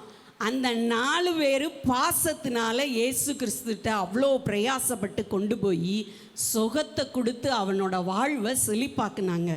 அதே போல் உங்களுடைய வாழ்வு செழிக்கணும்னா நீங்கள் பணத்தை வச்சுட்டு நான் கோலா உருண்டை வாங்கி தரேன்னு மயக்கிடலான்னு நினைக்காதீங்க. பாசம் காட்டி நீங்கள் தண்ணி கொடுத்தா போதுங்க. ஆமாம் நடுவர் அவர்களே, அவங்க பாலுக்கே கணக்கு போடுறாங்கன்னா கோலா உருண்டைக்கு 65க்கு எவ்வளோ கணக்கு போடுவாங்க? அவங்க எவ்வளோ கொடுத்துருவாங்க யோசிச்சு பாருங்க. நீங்கள் ஒரு ஆள் வர்றீங்க, நிறுத்து பார்ப்பாங்க, 200 கிராம் இந்த அம்மாவுக்கு போதும், ஏற்கனவே மெல்ல முடியாதுன்னு வேற சொல்லிட்டாங்க. அப்போ அதுலேயும் கணக்கு பார்த்து தான் உங்களுக்கு கொடுப்பாங்க. நாங்கள் பாசக்காரங்க நடுவர் அவர்களே, சட்டியோடு எடுத்து வச்சுருவோம், நீங்கள் வேணுங்கிறத சாப்பிட்டுக்கலாம். அதனால நீங்கள் வரணும்னு நினச்சிங்கன்னா பாசமாக இருக்க எங்கள் பக்கம் வந்துருங்க, பணத்து பக்கம் போயிடாதீங்க நடுவர் அவர்களே. ஆண்டவரே இயேசு கிறிஸ்து இந்த பூமிக்கு வந்ததேமோ பாசத்தினால தான் நடுவர் அவர்களே. ஏன் அப்படின்னா பிதா நம்மீது வைத்த அன்பின் நிமித்தம் தன்னுடைய ஒரே பேரான குமாரனை அந்த பூமிக்கு அனுப்பி வச்சார். பூமிக்கு அனுப்பி வச்சதும் குமாரனாகிய இயேசு கிறிஸ்துக்கு நம்மேல உண்டான அன்பு நிமித்தம் அவர் தன்னையே பலியாக ஒப்பு கொடுத்து இவ்வளோ பெரிய மீட்பை நமக்கு சம்பாதிச்சு கொடுத்துருக்கிறாரு. அதனால இந்த உலகம் இயங்குவது அன்பினால தான். இயேசு கிறிஸ்து வந்ததே இந்த அன்பினால தான். அதனால தான் இயேசு கிறிஸ்து இந்த உலகத்தில் வாழும்போது அவர் 2 கட்டளையாக சுருக்கி கொடுத்தாரு. என்ன அப்படின்னா, அது அன்பின் அடையாளத்தை வைத்து போனார், அன்பையே கட்டளையாக கொடுத்து போனார். நீ கர்த்தரிடத்துலேயும் அன்பு செலுத்து, மனிதர்களிடத்திலேயும் அன்பு செலுத்து. எவ்வளவு அன்பு செலுத்தணும்னு நீ கேட்டன்னா, நான் 2 கரத்தையும் விரிக்கிறேன்னு சிலுவையில் விரித்து காட்டி அவ்வளவு பாசமுள்ளவராய், பாசமே இந்த வாழ்வை செழிப்பாக்கும்னு 2 கட்டளையை வச்சுட்டு போயிட்டார் நடுவர் அவர்களே. அதனால வாழ்வை வளப்படுத்துவது பாசம்தான். வெளியில் தெரிகிற மரத்தை நீங்கள் பார்க்கலாம், பூவை பார்க்கலாம், காயை பார்க்கலாம், ஆனால் அடியில் இருக்கிற வேரை மறந்துடாதீங்க நடுவர் அவர்களே. அதுக்கு தான் நான் முதல்ல சொல்லிட்டேன், நீங்கள் நீதி தவறாது தீர்ப்பளிக்கிறவங்கன்னு. அதனால் எல்லாத்தையும் ஆராய்ந்து பார்த்து எங்களுக்கு நல்ல தீர்ப்பளிக்கும்படி உங்களுக்கு நான் சொல்லிக்கொள்கிறேன் நடுவர் அவர்களே. அதே போல் உட்கார்ந்துருக்கிற எல்லாரும் பணம் பொருள்னு அவங்க ஆசை காட்டுறதை நம்பி அவங்க பின்னாடி போயிடாதீங்க. பாசத்தோடு இருந்து கர்த்தரண்டை சேருவோம். பாசமே வாழ்வை வளமாக்குன்னு சொல்லி விடைபெறுகிறேன். நன்றி, வணக்கம். அன்பு ஜோதி அவர்கள் சொன்னார்கள், திமிர்வாதக்காரன் வாழ்வு பெற்றது நண்பர்களின் பாசத்தால் என்று சொல்லி. அடுத்து எல்லாவற்றையும் கூறியவர்கள் கடைசி ஆண்டவரையே கொண்டு வந்து நிறுத்திட்டாங்க. ஆண்டவர் இந்த உலகத்துக்கு வந்தது, இயேசு கிறிஸ்து வந்தது பிதா நம் மீது வைத்த அன்பினால் தான் அவர் வந்தார். அவர் சிலுவையில் மரித்து நமக்கு மீட்பு வாங்கி கொடுத்தது நம் மீது வைத்த பாசத்தால் தான் என்றும் அவர்கள் சொன்னார்கள். சரி, இப்பொழுது நான் முடிவுக்கு வருவோம். முடிவு செய்வது உங்கள் கரத்தில் விடுகிறேன். அதற்கு முன் நான் 2 குடும்பங்களை உங்கள் முன் கொண்டு வருகிறேன். பணம் தேவையா? தேவை. இன்றைக்கு நம் அன்றாடம் நாம் வாழ்வதற்கு வேண்டிய பொருட்களை வாங்குவதற்கு அல்லது மிஷினரி ஊழியம் செய்வதற்கும் நமக்கு பணம் தேவை. பணம் இருந்தால்தான் நம்ம என்ன செய்ய முடியும்? எல்லா காரியத்தையும் நம்ம செய்ய முடியும். அதே மாதிரி குடும்பத்தில் எடுத்துக்கங்க. ஒரு பாசமுள்ள கணவன் மனைவி தான். ஆனால் அந்த மனைவிக்கு ஒரு பிறந்த நாள் வரும் பொழுது, அம்மா நான் உன்னை ரொம்ப நேசிக்கிறேன், உனக்கு பிறந்த நாள் வாழ்த்துன்னு வாயில் சொல்லிட்டு போயிட்டு அந்த மனைவி அப்படியே சந்தோஷத்தில் குதூகலிச்சிருவாங்களா? ஒரு சின்ன பரிசாவது வாங்கி கொண்டாந்து அந்த அம்மாவுக்கு தெரியாமல் கொண்டு வந்து அந்த நாளில் இந்த அம்மான்னு கொடுத்தா அந்த அம்மாவுக்கு எப்படி இருக்கும்? ரொம்ப சந்தோஷமாக இருக்கும். அதே போல் பிள்ளைகளை தான். பிள்ளைகளுடைய பிறந்த நாள் அன்று கட்டி அணைத்து முத்தமிட்டு உன்னை வாழ்த்துகிறேன் மகனே, நீ ஆசீர்வாதமாக இருப்பேன்னு சொன்னால் போதாது. ஒரு சின்ன பொருளாவது அந்த பிள்ளை கையில் கொடுக்கணும். அதாவது ஒரு கேக் வாங்கி வச்சு வெட்டி அவனை சந்தோஷப்படுத்தணும். இப்படி பொருட்கள் வாங்குவதற்கு என்ன தேவை? பணம் தேவை இல்லையா? அப்போ தான் அங்கே ஒரு மகிழ்ச்சி வருது, ஒரு சந்தோஷம் வருது. அடுத்து அங்கே ஏக்கங்கள் இல்லை. எது வேணுமோ அதை நம்ம என்ன செய்துக்கலாம்? வாங்கிக்கிடலாம் இல்லையா? வீட்டுக்கு தேவையான அனைத்தையும் வாங்கிக்கிடலாம். இல்லாட்டி அந்த வேலை செஞ்சு செஞ்சு ஓயிற அந்த மனைவி, இவ்வளவு கஷ்டப்படுறனே, நீங்கள் இதை பார்த்துக்கிட்டு சும்மா இருக்கீங்களே, எனக்கு ஒரு வாஷிங் மிஷின் வாங்கி தந்தா என்ன, அதை கொஞ்சம் நான் துவைச்சிக்குவேன்ல அப்படின்னு சொல்லுவாங்கல்ல. அது வாங்கி கொடுத்துட்டா அவங்க என்னமோ பெரிய ராஜ்யத்தையே போய் வென்று வந்த மாதிரி அவங்களுக்கு அப்படியே ஒரு சந்தோஷம். அதை மற்றவங்ககிட்ட சொல்லியும் அவங்க என்ன செய்வாங்க? சந்தோஷப்படுவாங்க. இது ஒரு புறம் இருக்கட்டும். இன்னொரு வீட்டையும் நான் அறிமுகப்படுத்துகிறேன். அவங்க நல்ல வசதி வாய்ப்புகளோடு வாழ்ந்துக்கிட்டு இருக்காங்க. ஆனால் பணம் சேர்க்கணுன்னே அந்த தலைவர் ஓடிக்கிட்டே இருந்தார்னா தாம் மனைவியையோ பிள்ளைகளையோ அவர்கள் கவனிப்பதில்லை. அந்த பிள்ளை என்ன செய்யும்னா மற்றவங்கள பார்க்கும். அந்த ஸ்கூலுக்கு அம்மா வந்து பிள்ளைய கூட்டிகிட்டு போகிறத, அல்லது சின்ன குழந்தையாக இருந்தால் மற்ற பிள்ளைகளுக்கு ஊட்டி விடுறத இது பார்த்து அப்படி ஏங்கிக்கிட்டே இருக்கும். நம்ம அம்மா நமக்கு வரலையே அப்படின்னு சொல்லி ஏங்கும். அந்த பிள்ளை எதுக்கு ஏங்குது? பாசத்துக்கு ஏங்குது. எங்கள் அம்மா என்னை தூக்கி வச்சு கொஞ்ச மாட்டாங்களா? அப்போ அந்த பிள்ளைக்கு நீங்கள் என்ன பொருள் கொடுத்தீங்கன்னாலும் அது அதில் சந்தோஷப்படாது. அதுக்கு தேவை அம்மா. இப்போ இந்த உலகம் சுழல்றது பணத்தில் மட்டும் இல்லை, அங்கே இன்னொன்று தேவை இருக்குது. அது ஒரு பாசம் தேவை இருக்கிறது. இவங்க சொன்னதில் ஒரு கருத்து சொன்னாங்க. நம்ம சிரித்து கொண்டே இருந்தால் நோயெல்லாம் போயிடும் அப்படின்னு சொன்னாங்க. இந்த பேசின 6 பேரில் ஒருத்தர் அதை சொன்னாங்க. உண்மைதான். வாய் விட்டு சிரித்தால் நோய் விட்டு போகும். இது எதை கற்றுக் கொடுக்கிறது? நீங்கள் சந்தோஷமாக இருங்கன்றதை கற்றுக் கொடுக்குது. எப்போ நம்ம சந்தோஷமாக இருக்க முடியும்? எல்லா காரியத்தையும் நம்ம கர்த்தர்ட்ட சொல்லிட்டு அவர் எனக்கு இதெல்லாம் செய்வார் என்ற ஆண்டவர் மீது நம்பிக்கை வைத்து வாழும் பொழுதுதான் நம்ம சந்தோஷமாக வாழ முடியும். சரி, ஒரு 2 குடும்பத்தை சொல்லுகிறேன் என்று சொன்னேன் அல்லவா? சுமார் 150 வருடங்களுக்கு முன்னால் ஒருவர் வாழ்ந்தார். அவர் முனிசிபல் சேர்மனாக இருந்தார், எஸ்டேட் மேனேஜராக இருந்தார். அவருடைய படத்தை நான் பார்த்துருக்கிறேன். ஒரு படம் ரொம்ப நாளாக இருந்துச்சு. அதில் அவர் தார்பாய்ச்சி கட்டி அப்படி தலையில் டர்பன் வச்சு அப்படி ரொம்ப கம்பீரமாக குதிரை மேலே உட்காந்துருப்பார். ஏன்னா அந்த காலத்தில் அந்த எஸ்டேட் மேனேஜர்னால் அவங்க போய் அந்த வேலையாட்கள் சரியாக வேலை செய்யலைன்னா அப்படி சவுக்கில் அடிப்பாங்களாம். அப்படியெல்லாம் ஒரு காலம் இருந்துச்சு ஆங்கிலேயருடைய ஆட்சி காலத்தில். அப்படி ஒரு செல்வாக்காக இருந்த மனிதன் கடைசி என்ன ஆச்சு தெரியுமா? அவர் ஆங்கிலேயரே எதிர்த்து அவர் கோர்ட்டுக்கு போனார். அவருடைய செல்வங்களை இழந்தார். கடைசி காலம் கஷ்ட ஜீவனம்தான் இருந்துச்சு.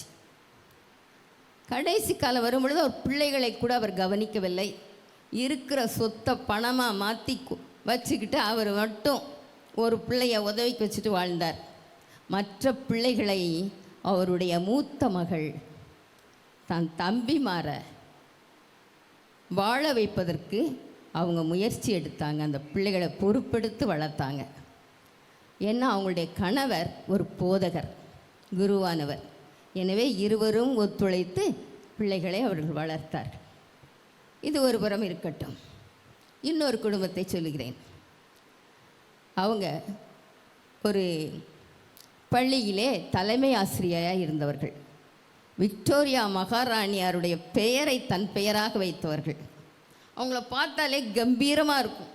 நல்லா வளர்த்தி அதுக்கேற்ற பாடி அப்படி நடந்து வந்தாங்கன்னா பிள்ளைகள்லேருந்து டீச்சர்ஸ் வரைக்கும் கொஞ்சம் நடுங்கத்தான் செய்வாங்க. ஏன்னா அவங்க வேலையிலையும் கரெக்டாக இருப்பாங்க. அவங்களுக்கு சொத்து நிறையா இருந்துச்சு. எப்படின்னு சொன்னால், நல்லா தென்னை மரங்கள், எலுமிச்சை மரம், கொய்யா மரம், வாழை மரம், இதோட கிணறு, இதெல்லாம் சூழ்ந்திருக்க ஒரு பெரிய வீட்டில் குடியிருந்தாங்க. இவங்க வீட்டை அடுத்து பெரிய இடம், விக்டோரியா காம்பவுண்டுன்னு சொல்லுவாங்க, பார்த்துக்கோங்க. ஒரு 10 வீடாவது இருக்கும். அவ்வளோ சொத்துக்கு அதிபதியானவர்கள். அவர்களுடைய தம்பி வீடு அந்த அவ்வளோ வசதி இல்லை. இந்த தம்பிக்கு 3 பிள்ளைங்க இருந்தாங்க, 2 பையன் 1 பொண்ணு. அந்த மனைவி, தம்பியின் மனைவி இறந்தாள். இவங்க என்ன செய்தாங்க தெரியுமா? இவ்வளவு சொத்து இருந்தும் சொத்தை சேர்க்கணுன்னு ஒரு பணக்கார வீட்டிலேருந்து தான் மகனுக்கு பெண் எடுக்கலை. தான் தம்பி மகளையே தன்னுடைய மகனுக்கு, 2வது மகனுக்கு எடுத்தார்கள். அந்த 2 பிள்ளைகளையும் தன்னோடைய கூட்டிகிட்டு வந்துட்டாங்க. ஏன்னா தம்பி மறுமணம் செய்து கொண்டார். இந்த பிள்ளைகளை இவங்களே வளர்த்தாங்க, பார்த்துக்குங்க. வளர்த்தார்கள், வேலை வாங்கி கொடுத்தாங்க, திருமணம் பண்ணியும் கொடுத்தாங்க. ஏன் இப்படி செய்தாங்க? என்கிட்ட பணம் இருக்குது, இதுக்கு செலவழிக்க எனக்கு வழியே இல்லை அப்படின்னா கூட்டிகிட்டு வந்தாங்க? இல்லை. என் தம்பி குடும்பம் வாழ வேண்டும், அவன் பிள்ளைகள் செழிப்பாக இருக்க வேண்டும். வந்திருக்கவ எப்படி வச்சுக்குவாளோ தெரியாது, அவளுக்கு குழந்தை பிறந்துட்டா என் தம்பி பிள்ளைங்க கஷ்டப்படுமே அப்படின்ற ஒரு ஆதங்கம். எனவே அந்த பிள்ளைகளை வாழ வைக்க அவர்கள் முயற்சி எடுத்தார்கள். அந்த குடும்பங்கள் வாழ்விடைந்தன. இந்த 2 குடும்பத்தில் நீங்கள் எந்த குடும்பத்தின் மீது உங்களுடைய பார்வையை செலுத்துகிறீர்கள், உங்கள் நெஞ்சிலே பதிக்கிறீர்கள்? அந்த வளமாக வாழ்ந்தாரே, அப்பா இப்படி இருந்தார், அவர் தான் எங்கள் தாத்தா அப்படின்னு சொல்கிறீங்களா? அப்படி சந்தோஷப்படுறீங்களா? யோசித்து பாருங்க. சவுக்கில் அடித்தாராம், அவ்வளவு அதிகாரம் சொல்லுவோமா? இல்லை. இந்த வீட்டை பார்த்தீங்களா, அந்த டீச்சர் அவ்வளவு நல்லவங்க, அந்த பிள்ளைகளெல்லாம் வாழ வச்சாங்கன்னு சொல்வீங்களா? எனவே இந்த உலகத்தில் வாழ்வதற்கு, மற்றவர்களை வாழ வைப்பதற்கு பணம் மட்டும் போதாது, பாசம் இருக்க வேண்டும். பாசம் இருந்தால் தன்னிடம் எதுவும் இல்லாவிட்டாலும் கூட நாம் நம்மிடம் உள்ளதை கொடுக்க முன்வருவோம். நல்ல ட்ரெஸ் வச்சுருக்கோமா, சரி எனக்கு நல்ல பட்டு சாரி ஒரு 3 சாரி இருக்குது, இது அந்த அக்காவுக்கு கொடுப்போமே, பாவம் அவங்க நல்ல சாரி இல்லாமல் இருக்காங்களேன்னு அந்த மனசு வரும். எப்போ வரும்? பாசம் இருக்கும்போது தான் வரும். மற்றபடி என் பீரோ நிறையா சாரி அடுக்கி வச்சுருக்கேன், இது எல்லாத்தையுமா நான் கட்ட போகிறேன், இதில் கொஞ்சத்தை கொடுப்போன்னு சொல்லி யாரும் நினைக்க மாட்டாங்க. பாசம் இல்லாவிட்டால், பணம் பணம் பணம் என்று வாழ்வோமானால் நம்ம செய்ய மாட்டோம். நம்ம வேதத்தில் கூட இந்த செல்வந்தர்களுக்கு ஒரு ஆலோசனை கொடுத்துருக்கு. என்ன தெரியுமா? பணத்தின் மீது உன் பற்றை வைக்காதே, அதை கொடுத்த கடவுள் மீது உன் நம்பிக்கையை வை. அடுத்து, உன் பணத்தை பதுக்கி வாழாதே, அதை பகிர்ந்து கொடுத்து வாழ் என்று நமக்கு ஆலோசனை கொடுக்கிறார்கள். ஏனென்றால் பண ஆசை இருந்தால் அது எல்லா தீமைக்கும் வேறாக இருக்கிறது என்று சொல்லுகிறார்கள். எனவே பணம் தேவை, இல்லை என்று சொல்லவில்லை. ஆனால் பணம் மட்டும்தான் தேவை என்ற கருத்துக்கு நாம் வரக்கூடாது. பணம் படைத்தவர்களாக இருந்தால் அதை பகிர்ந்து கொடுப்போம், மற்றவர்கள் மீது பாசம் காட்டுவோம். அப்பொழுது நாம் கர்த்தர் கொடுத்த அந்த கற்பனையை நிறைவேற்றுவோம். கடவுள் மீது நமது முழு அன்பை வைக்கும் பொழுது, முதல் அன்பை வைக்கும் பொழுது என்ன நடக்கும்? அவரை மாத்திரம்தான் நாம் கனப்படுத்துவோம், முக்கியப்படுத்துவோம், அவருடைய வார்த்தைக்கு செவி கொடுப்போம், அவர் சொன்னபடி நடப்போம். அடுத்து, உன்னை போல் பிறரை நேசி என்று அவர் சொன்ன அடுத்த கட்டளையை நிறைவேற்றும் பொழுது மற்றவர்களுக்கு உதவி செய்வோம். பணத்தை முக்கியப்படுத்த மாட்டோம். அதை பகிர்ந்து கொடுக்க முன் வருவோம். ஆண்டவரே சொன்னார், பூலோகத்தில் உன்னோட பொக்கிஷத்தை சேர்க்காத, இங்கே பூச்சி என்ன செய்யும், அதை அரிச்சிரும், துரு வந்துடும், இதெல்லாம் அழிஞ்சு போயிடும், திருடரும் கண்ணமிட்டு திருடுவாங்க. நீ உன்னுடைய பொக்கிஷத்தை பரலோகத்தில் வை, அங்கே பூச்சி கிடையாது, துரு கிடையாது, திருட வரமாட்டான், அது நிலைத்து நிற்கும், இது தற்காலிகமாக அழிந்து போய்விடும். உன் பொக்கிஷம் எங்கே இருக்கோ அங்கே தான் உன் இருதயம் இருக்கும் என்று சொல்லியிருக்கிறார். எனவே நாம் கடவுளுடைய பிள்ளைகளாக கடவுளுக்கு முதல் அன்பை செலுத்தி நம்மை போல பிறரை நேசித்து செல்வம் இருக்கும் பொழுது அதை நாம் மட்டும் அனுபவிக்காமல் ஊழியத்துக்கு கொடுப்போம், மற்றவர்களுக்கு கொடுப்போம். இவ்வாறு நாம் நற்கிரியைகளை செய்யும் பொழுது தேவனுடைய நாமம் மகிமையடையும். நாமும் சந்தோஷமாக இருப்போம், மற்றவங்களும் சந்தோஷமாக இருப்பார்கள். பாசம் இருந்துட்டா பணம் வந்துடும். எப்படி வரும்? மற்றவர்களும் என்ன செய்வார்கள்? அந்த நல்ல காரியங்களுக்கு உதவி செய்ய முன் வருவார்கள். எனவே நமது வாழ்வு வளம் பெற, நம் வாழ்க்கையிலே சந்தோஷம், ஆரோக்கியம் இவையெல்லாம் காணப்பட நமக்கு தேவை பணத்தை விட பாசமே என்று கூறி என் தீர்ப்பை உங்கள் முன் வைக்கிறேன். வணக்கம்.